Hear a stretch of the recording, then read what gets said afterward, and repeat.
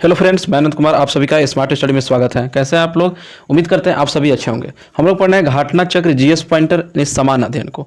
इसमें हम लोग देख रहे हैं भारतीय राज्य व्यवस्था को। भारतीय राज्य व्यवस्था यानी पॉलिटी को देख रहे हैं। पॉलिटी में भी बहुत सारे टॉपिक को आपको करा दिया गया इसके पहले वीडियो में। आपने नहीं देखा है तो जस्ट जाइए प्ले लिस्ट में, वहाँ से सभी वीडियो को देख लीजिए। चलिए हम लोग आज देखते हैं कि आज हम लोग कौन सा टॉपिक पढ़ने वाले हैं। चलिए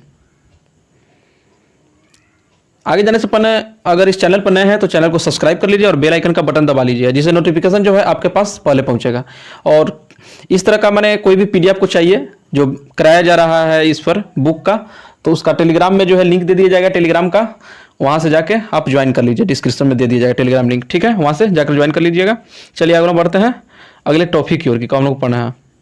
तो हम लोग पढ़ने वाले हैं भारत का महान्यायवादी, ठीक है, महाधिवक्ता और सीएजी के बारे में पढ़ेंगे। इन सभी टॉपिक को आज हम लोग खत्म करेंगे। चलिए पहला क्वेश्चन आपका क्या दिया हुआ है कि भारत सरकार को कानूनी विषयों पर परामर्श कौन देता है? तो अटॉर्नी जनरल, ठीक है, अटॉर्नी जनरल। नियंत्रण एवं महालेखा परीक्षक, मुख्य निर्वाचन आयुक्त, लोकसभा अध्यक्ष तथा महान्यायवादी में से राष्ट्रपति के प्रसाद पर्यंत अपना पद धारण करता है। तो भारत का महान्यायवादी राष्ट्रपति द्वारा इसे नियुक्त किया जाता है। भारत के महान्यायवादी को नियुक्ति किया जाता है राष्ट्रपति द्वारा। भारत सरकार का प्रथम विधि अधिकारी जो होता है, मुख्य विधि परामर्शदाता समझा जाता है तो महान्यायवादी को। अपने कर्तव्यों के पालन में भारत के राज्य क्षेत्र में सभी न्यायालयों में सुनवाई का जो अधिकार होगा वह महान्यायवादी को होगा। अगला क्वेश्चन दिया हुआ है कि भारत के महान्यायवादी जो हैं अटॉर्नी जनरल के विषय में सही है, तो देख लेते हैं क्या बस सही है। पहला में दिया है कि वह भारत के राष्ट्रपति द्वारा नियुक्त किया जाता है और उसमें वही योग्यता होनी चाहिए जो सर्वोच्च न्यायालय के न्यायाधीश की होती है। तीसरा दिया हुआ है कि महान्यायवादी ऐसा पारिश्रमिक प्राप्त करेगा जो राष्ट्रपति अवधारित करे। चलिए नेक्स्ट क्वेश्चन की ओर चलते हैं। अगला क्वेश्चन दिया हुआ है कि भारत के संसद के किसी भी सदन का सदस्य न होते हुए भी उसे संसद के दोनों सदनों में बोलने और अन्य कार्यवाहियों में सम्मिलित होने एवं किसी भी संसदीय कमेटी का सदस्य होने का अधिकार तो है, परंतु वोट देने का अधिकार नहीं है। तो भारत के अटॉर्नी जनरल को। भारत का महान्यायवादी, भारत के न्यायवादी के बारे में अगर कहें तो एक में दिया है कि लोकसभा के कार्यवाही में भाग ले सकता है। दो में दिया है कि लोकसभा के किसी समिति का सदस्य भी हो सकता है। तीसरा में दिया है कि लोकसभा में भी बोल सकता है। चौथा दिया है कि वह सदन में मतदान नहीं कर सकता। ठीक है, बिल्कुल सही है सब बात। सॉलिसिटर जनरल होता है तो कानूनी या न्यायिक सलाहकार होता है। अगला क्वेश्चन दिया हुआ है कि सॉलिसिटर जनरल होता है तो कानूनी पढ़ लिया हम लोग। भारत में राज्य के महाधिवक्ता की नियुक्ति की जाती है तो राज्यपाल के द्वारा, ठीक है। कानूनी विषयों पर राज्य सरकार को कौन परामर्श देता है? तो एडवोकेट जनरल यानी महाधिवक्ता। भारत के नियंत्रण एवं महालेखा परीक्षक की नियुक्ति की जाती है तो आपका राष्ट्रपति के द्वारा की जाती है। चलिए नेक्स्ट क्वेश्चन को चलते हैं। अगला क्वेश्चन दिया हुआ है कि भारत के नियंत्रण एवं महालेखा परीक्षक की नियुक्ति किस अनुच्छेद में है? तो अनुच्छेद 148 के अंतर्गत आता है। भारत के नियंत्रण एवं महालेखा परीक्षक के संघ के लेखा संबंधित प्रतिवेदनों को सर्वप्रथम प्रस्तुत किया जाता था भारत के राष्ट्रपति को। भारत के नियंत्रण एवं महालेखा परीक्षक के पद का सृजन किया गया था तो संविधान द्वारा। नेक्स्ट क्वेश्चन दिया हुआ है कि भारत के नियंत्रण एवं महालेखा परीक्षक के पद पर नियुक्ति का जो कार्यकाल होता है वह 6 वर्ष का होता है। भारत के नियंत्रण एवं महालेखा परीक्षक के संबंध में सही क्या है? देख लेते हैं कौन सा चीज सही है। एक में दिया हुआ है कि उनकी नियुक्ति राष्ट्रपति द्वारा किया जाता है। किसके द्वारा? तो राष्ट्रपति द्वारा की जाती है, बात सही है। उनका वेतन सर्वोच्च न्यायालय के न्यायमूर्ति के समान होता है।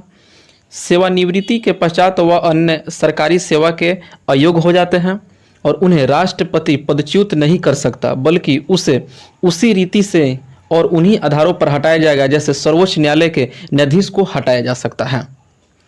नेक्स्ट क्वेश्चन दिया हुआ है कि भारत के नियंत्रण एवं महालेखा परीक्षक को उसके पद से हटाए जाने की प्रक्रिया है तो जो उच्चतम न्यायालय के न्यायाधीश के समान है, ठीक है।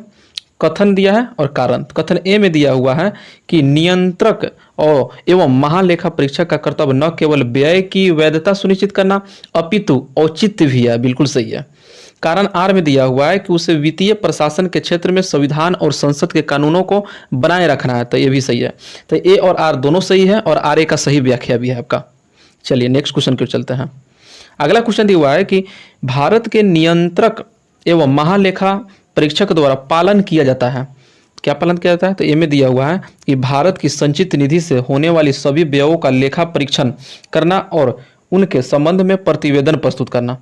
2 में दिया हुआ है कि आकस्मिकता निधि और लोक लेखाओं से होने वाले सभी व्ययों की लेखा परीक्षा करना और उनके संबंध में प्रतिवेदन प्रस्तुत करना। नेक्स्ट दिया है कि सभी व्यापार, निर्माण, लाभ और हानि लेखाओं की लेखा परीक्षा करना और उनके संबंध में प्रतिवेदन प्रस्तुत करना जो है ये सब कार्यपालन है। सत्य कथन देख लीजिए। देखिए, नियंत्रण महालेखा परीक्षा का कर्तव्य होगा कि वह उन सभी प्राप्तियों की लेखा परीक्षा करे जो भारत के संचित निधि में संदेह है। नियंत्रक महालेखा परीक्षक को संघ या किसी राज्य के किसी कार्यालय या विभाग में रखे गए भंडारों या स्टॉक के लेखाओं की लेखा परीक्षा करने और उनकी बाबत में रिपोर्ट देने का अधिकार होगा। चलिए नेक्स्ट क्वेश्चन की ओर चलते हैं। अगला क्वेश्चन दिया हुआ है कि लोक निधि के फलोत्पाद और आशयित प्रयोग को सुरक्षित करने के साथ साथ भारत में नियंत्रण महालेखा परीक्षक यानी कैग के कार्यालय का महत्व है। तो देख लेते हैं। तो कैग के मंत्रालयों द्वारा कार्यान्वित परियोजनाओं या कार्यक्रमों पर जारी किए गए प्रतिवेदनों पर लोक लेखा समिति विचार विमर्श करती है। कैग के प्रतिवेदनों से मिली जानकारियों के आधार पर जांचकर्ता एजेंसियां उन लोगों के विरुद्ध आरोप दाखिल कर सकती है जिन्होंने लोक निधि प्रबंधन में कानून का उल्लंघन किया हो। चलिए नेक्स्ट क्वेश्चन की ओर कि नियंत्रण और महालेखा परीक्षक की टीका टिप्पणी पर उचित कार्यवाही करने की अंतिम जिम्मेदारी जो है संसद की है। संसद की लोक लेखा समिति की बैठकों में उपस्थित रहता है। तो भारत के नियंत्रण महालेखा परीक्षक संविधान का वह अनुच्छेद जो भारत के नियंत्रण और महालेखा परीक्षक के कर्तव्य को निर्धारित करता है, कौन सा अनुच्छेद है? तो अनुच्छेद 149। अगला क्वेश्चन कि नियंत्रण एवं महालेखा परीक्षक की नियुक्ति राष्ट्रपति द्वारा होती है और अपने पद से उसे हटाया जाता है। तो संसद के दोनों सदनों के संशोधन पर राष्ट्रपति द्वारा। भारत का नियंत्रण एवं महालेखाकार एक मित्र एवं मार्गदर्शक होता है। तो लोक लेखा समिति का 1971 का संशोधन महालेखा नियंत्रक के कर्तव्य, शक्तियों और सेवाओं की स्थिति, अधिनियम लेखांकन, अकाउंटिंग और लेखा परीक्षण यानी ऑडिटिंग को पृथक करता है और सीएजी को लेखों की तैयारी के उत्तरदायित्व से मुक्ति देता है। यह संशोधन किया गया है तो 1976 में। अच्छा, लोक निधि का अभिभावक कहा जाता है तो नियंत्रण एवं महालेखा परीक्षक को। अगला क्वेश्चन कि लोक वित्त सरकार के वित्तीय क्रियाकलापों का अध्ययन है, इसके अंतर्गत आते हैं तो सार्वजनिक खर्च का परीक्षण, सार्वजनिक राजस्व और वित्तीय प्रशासन जो है ये सब आते हैं।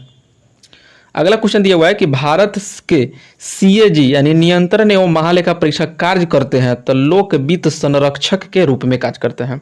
गिरीश चंद्र मुर्मू बने भारत के, तो गिरीश चंद्र मुर्मू जो बने थे 14वें नियंत्रण और महालेखा परीक्षक हैं गिरीश चंद्र मुर्मू। चलिए नेक्स्ट टॉपिक देख लेते हैं वरीयता क्रम का। देख लीजिए, छोटा सा चैप्टर है। देखिए वरीयता क्रम में देखिए सबसे पहले इसमें क्वेश्चन के थ्रू दिया हुआ है कि भारत के मुख्य न्यायाधीश, उसके बाद आता है संघीय मंत्रिमंडल सदस्य, उसके बाद मुख्य निर्वाचन आयुक्त और मंत्रिमंडल सचिव। ठीक है, विकल्प के द्वारा जो है जो इसमें विकल्प में दिया हुआ है उसी का ही केवल इसमें दिया हुआ है। ठीक है, ध्यान रखिएगा। अगला क्वेश्चन दिया हुआ है कि महान्यायवादी और भूतपूर्व राष्ट्रपति, चीफ ऑफ स्टाफ्स और लोकसभा अध्यक्ष में से भारत सरकार की प्रथमता सारणी में भारत के मुख्य न्यायाधीश के ऊपर कौन आता है? तो आपका भूतपूर्व राष्ट्रपति आता है। कौन आता है? भूतपूर्व, मानी इन सभी में भूतपूर्व राष्ट्रपति आता है। भारत सरकार में सर्वोच्च शासकीय अधिकारी कौन है? तो भारत के मंत्रिमंडल सचिव। ठीक है, ये सब विकल्प से आपको पता चलेगा। भारतीय नयाचार प्रोटोकॉल के अनुसार पूर्वता क्रम में उप प्रधानमंत्री, भूतपूर्व राष्ट्रपति और अपने राज्य में राज्यपाल तथा लोकसभा अध्यक्ष में से सबसे पहले कौन आएगा इन सभी में? तो अपने राज्य में राज्यपाल पहले आएगा। ठीक है, चलिए हम लोग का खत्म हो गया टॉपिक। वीडियो आप लोगों को कैसा लगा कमेंट के द्वारा बताइए और वीडियो को ज़्यादा से ज़्यादा जो है अलग अलग ग्रुप में शेयर कीजिए और चैनल को सब्सक्राइब भी कर लीजिए। और इसी तरह का वीडियो पाने के लिए, नोटिफिकेशन के लिए आप बेल आइकन का बटन दबा लीजिएगा। ठीक है, और टेलीग्राम लिंक भी डिस्क्रिप्शन में दे दिया गया है, वहाँ से पीडीएफ को प्राप्त हो जाएगी, उससे ज्वाइन कर लीजिए। चलिए वीडियो आप लोग का अच्छा लगा तो लाइक करके जरूर रहिए। फिर मिलते हैं नए वीडियो में, तब तक के लिए धन्यवाद।